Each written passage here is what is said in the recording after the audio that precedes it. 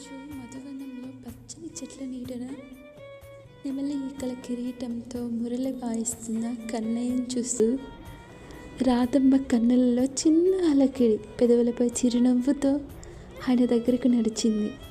కన్నయ్య వేణు ఆపి ప్రేమగా అమ్మవైపు చూస్తూ, ఏమిటి రాధా, ఈరోజు నీ కళ్ళల్లో ఏదో తెలియని కుతూహలం కనిపిస్తోంది అని అడిగాడు. అప్పుడు రాధమ్మ సిగ్గును పక్కన పెట్టి మృదువైన గొంతుతో కన్నయ్య భుజంపై చేతులు ఆనించి ఇలా అడిగింది. కన్నయ్య, నిన్ను చూడడానికి, నీ మురళిగానం వినడానికి లోకమంతా తప్పిస్తోంది ఉంటుంది. కానీ నీ హృదయాన్ని పూర్తిగా దోచుకున్న ఆ రుక్మిణీదేవి కథ ఏమిటి? విదర్భ రాజధానిలో ఆమె నిన్ను మనసులో ఎలా కోరుకుంది? మీ ఇద్దరి కలయిక వెనుక ఉన్న ఆ రుక్మిణి కళ్యాణ విశేషాలు నాకు పూసకొచ్చినట్లు చెప్పు కన్నయ్య, వినాలని ఉంది అంది.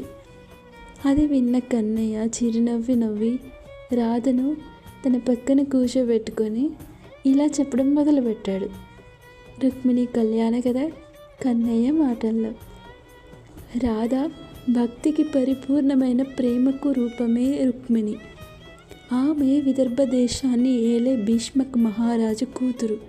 ఎప్పుడోనూ రాజ్యసభకు వచ్చే మునులు, యోగుల ద్వారా నా గుణగుణాలు, నా లీలల గురించి విని నన్ను చూడకుండానే నాపై మనసు పారేసుకుంది. కానీ ఆమె దురదృష్టం కొద్దీ ఆమె అన్న రుక్కుకి నాపై కక్ష ఉండేది. నన్ను ద్వేషించేవాడు. రాజా శిశుపాలుడికి తన చెల్లినిచ్చి పెళ్లి చేయాలని నిర్ణయించుకున్నాడు. ఆ విషయం తెలిసాక రుక్మిణి భయపడలేదు. ధైర్యంగా ఒక బ్రాహ్మణుడి అగ్నిదోతనుడు ద్వారా నాకు రహస్యంగా ఒక లేఖ పంపింది. ఆ లేఖలో ఆమె ఏం రాసిందో తెలుసా రాధా? ఓ కన్నయ్య, నీ రూపం, నీ శీలం గురించి విని నా మనసు నిన్నే కోరుకుంది. నన్ను నీ భార్యగా స్వీకరించు. నన్ను శిశుపాలనకిచ్చి పెళ్లి చేసే ప్రాణాలు విడుస్తాను. నేను అమ్మవారి పూజకు నగర వెలుపల ఉన్న గుడికి వెళ్ళే సమయంలో నన్ను అక్కడి నుంచి బలవంతంగా తీసుకెళ్ళు అని ఆర్థించింది.